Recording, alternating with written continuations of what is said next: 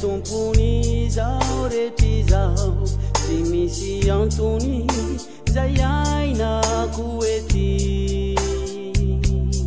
aleo manantonanao tsy aoko izay mitsaray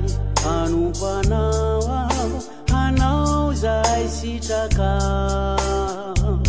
nanomboka teo de tsy niafiny anao niantsoantso aho namaly ay anao nitomany mafia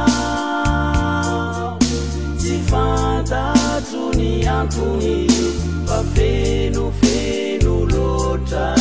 ny foko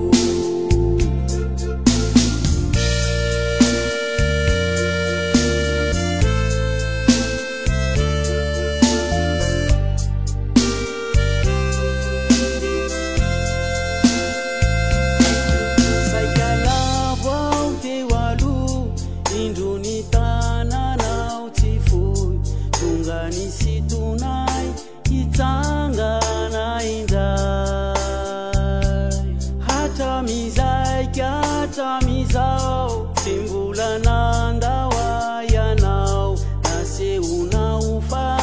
fitiavana yanao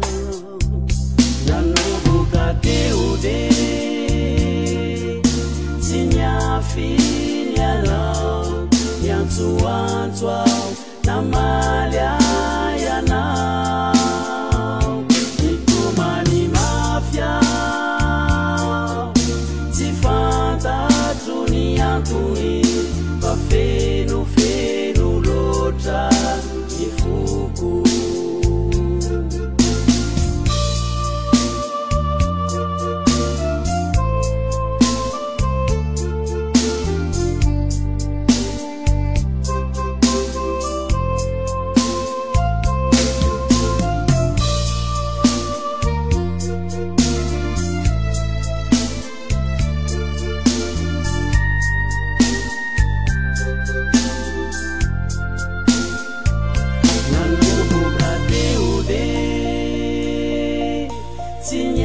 finy anao niantsoantso aho namaly ay anao